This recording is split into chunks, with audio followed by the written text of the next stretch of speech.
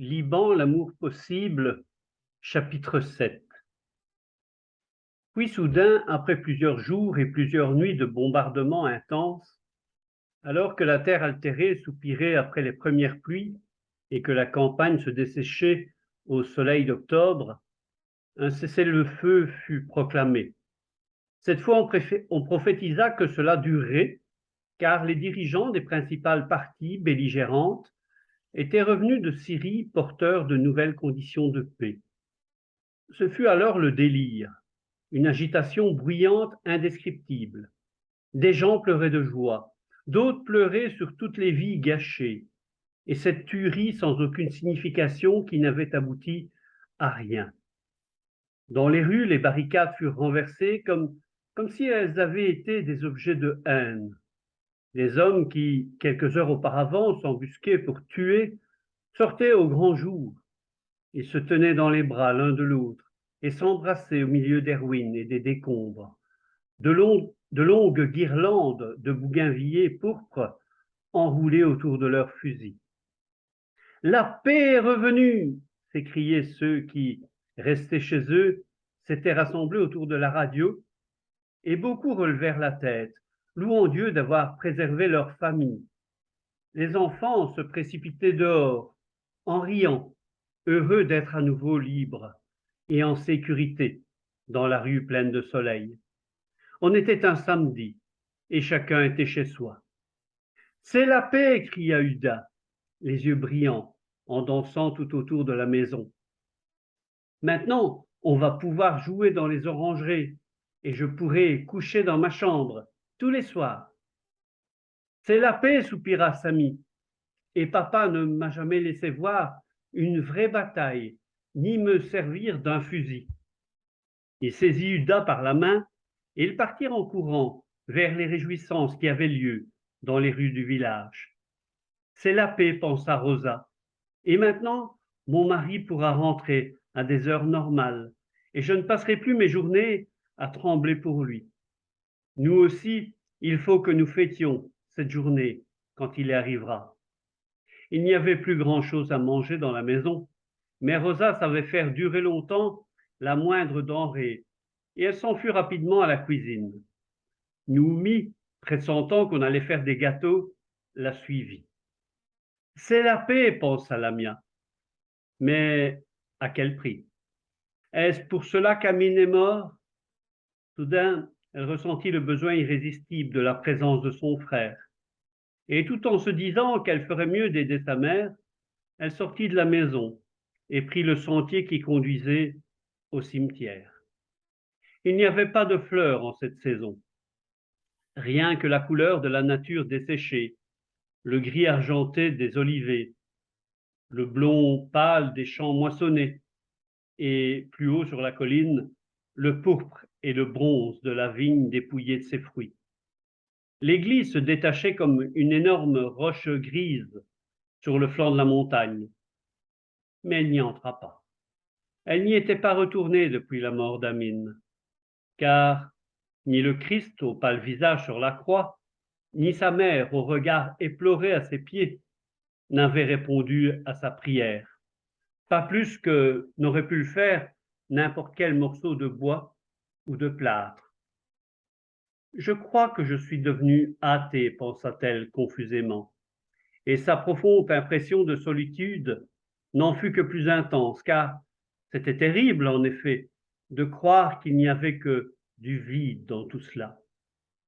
Elle entra au cimetière et se glissa entre les cyprès, mais elle crut que son cœur allait soudain s'arrêter, car il y avait là quelqu'un. C'était Annie, assis à côté de la tombe, la tête penchée dans une attitude de profond accablement. Lamia oublia d'un coup le mépris qu'elle avait eu pour lui, car là se tenait un véritable ami, quelqu'un qui aimait profondément. Comme elle accourait vers lui en coupant par les pelouses, il releva la tête et elle remarqua son visage amaigri et ses yeux tristes, profondément cernés de noir. On aurait dit qu'il avait passé des semaines sans dormir. Annie, il eut un pauvre petit sourire. J'ai pensé que tu aurais l'idée de venir ici, fit-il.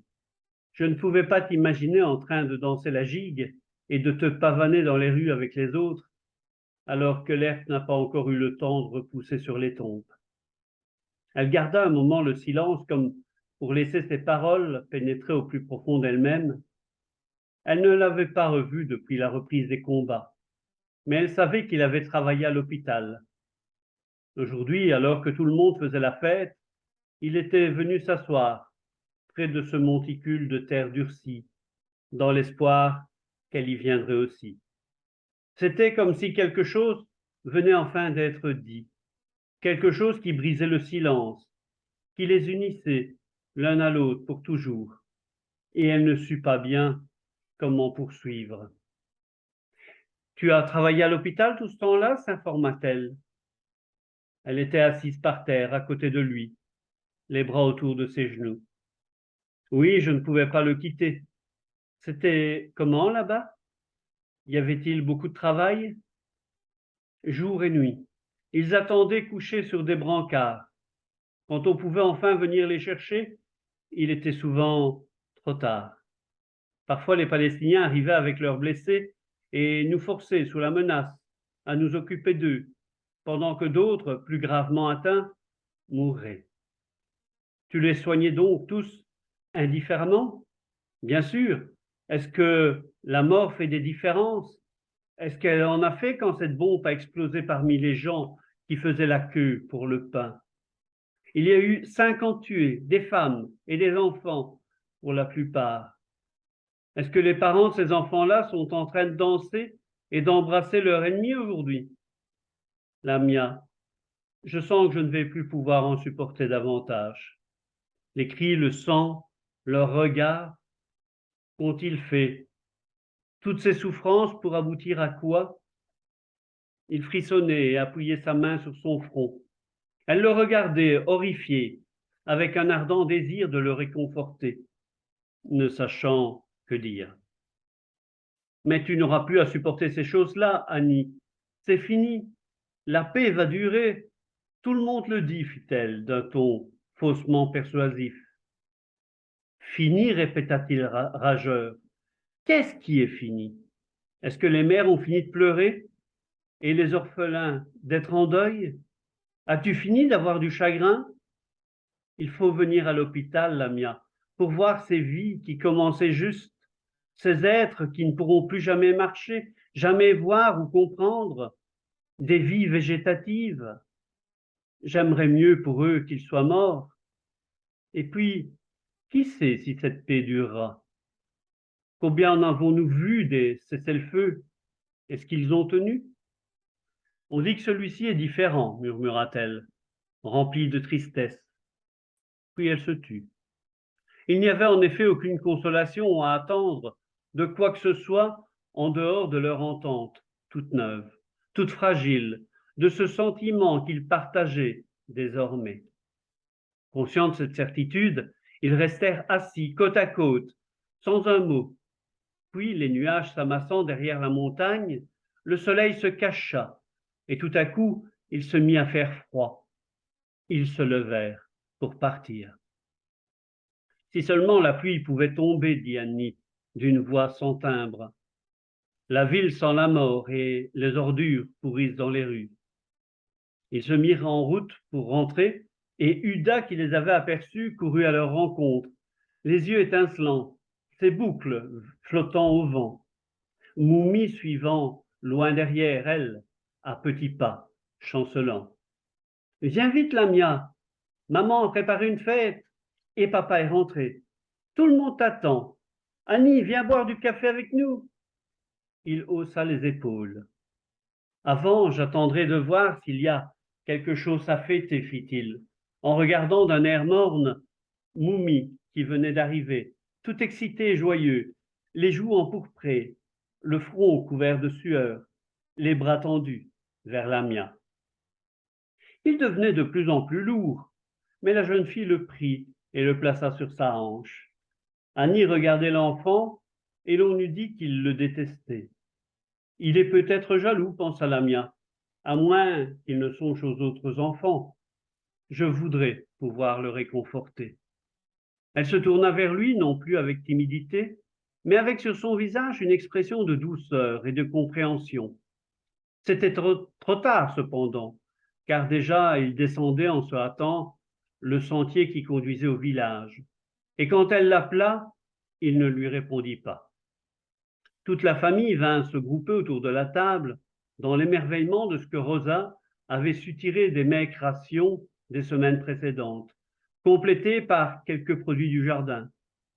Mais Lamia devinait les pensées et les sentiments qui tour à tour animaient ses parents. Elias était assis, pensif et sans réaction.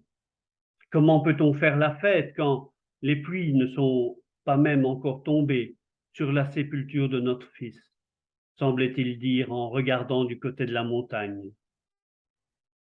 Rosa posait son regard sur les siens, sur lui d'abord, puis sur ses enfants.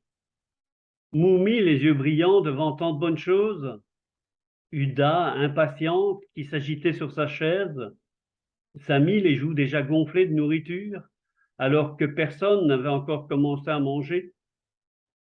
Qu'on leur permette d'être heureux aujourd'hui, semblait-elle plaider.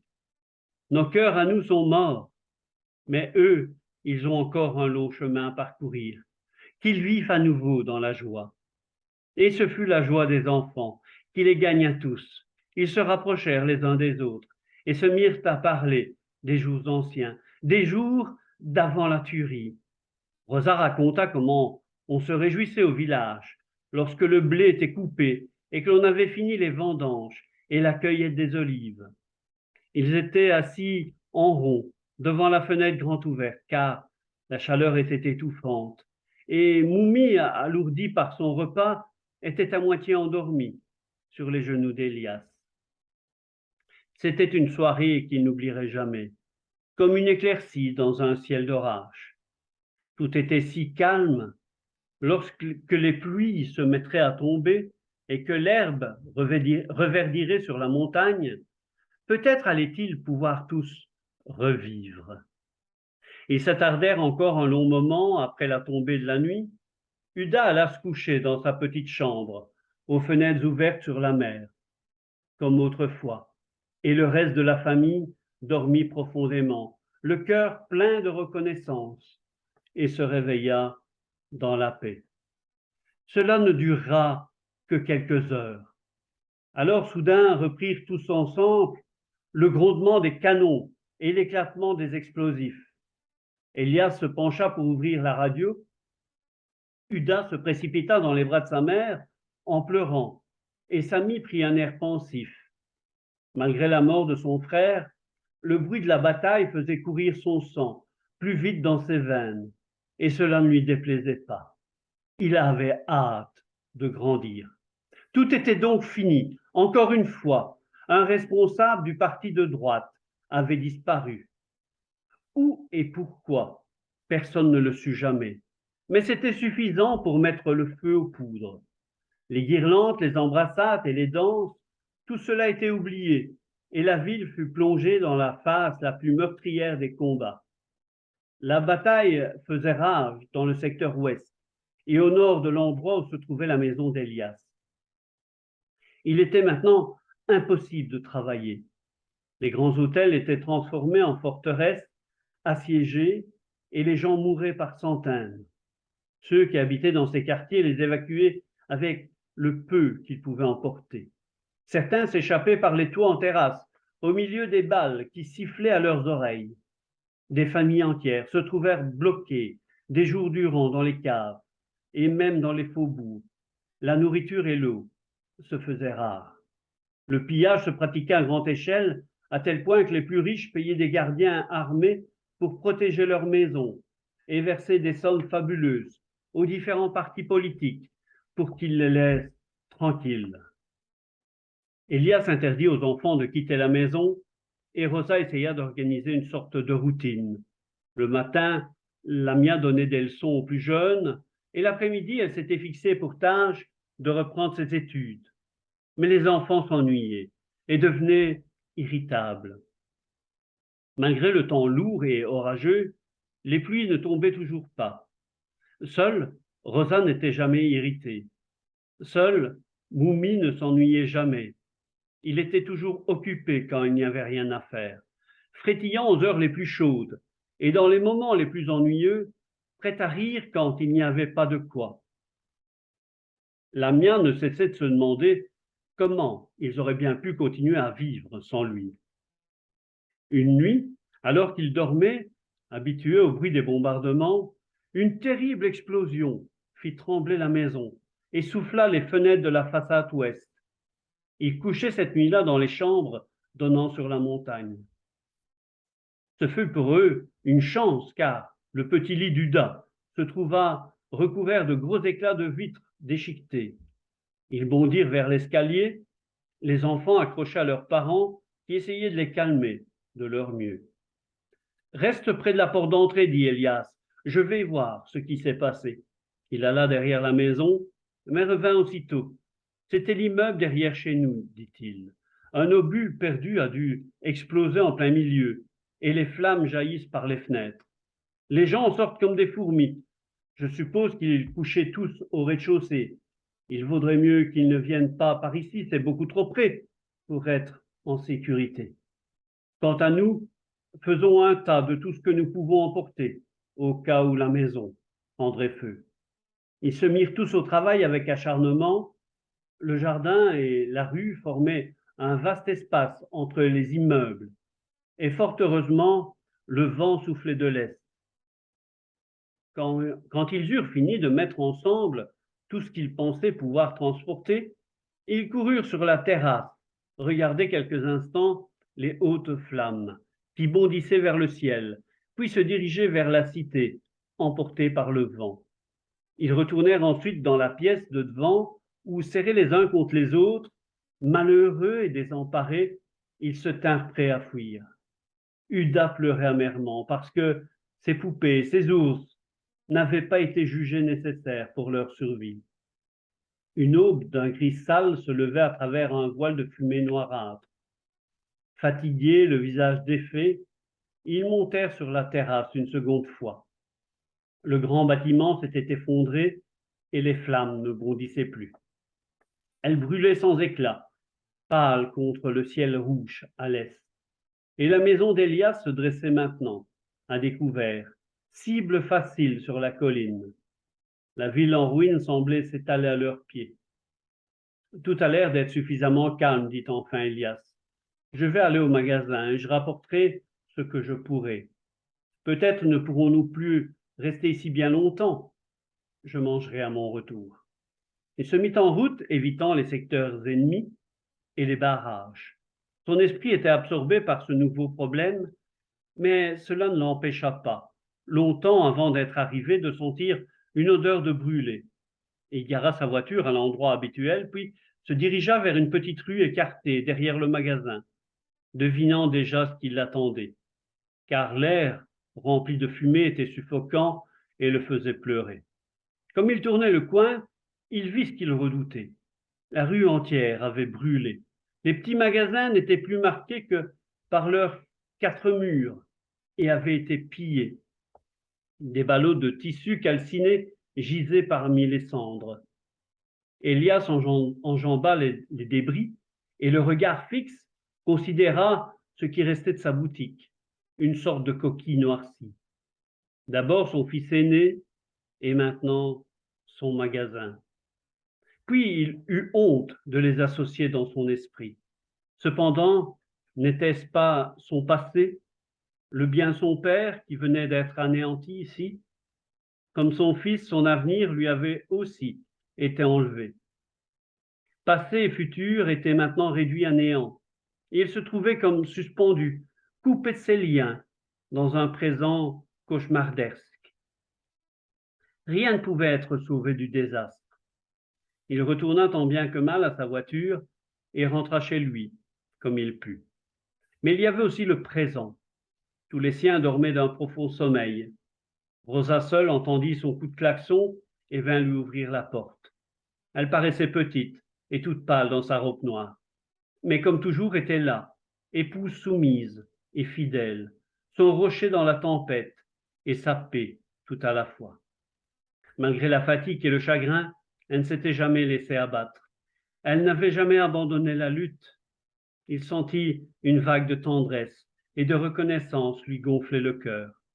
Mais il n'était pas un démonstratif, Élias, et jamais il ne pourrait exprimer ce qu'il ressentait en cet instant.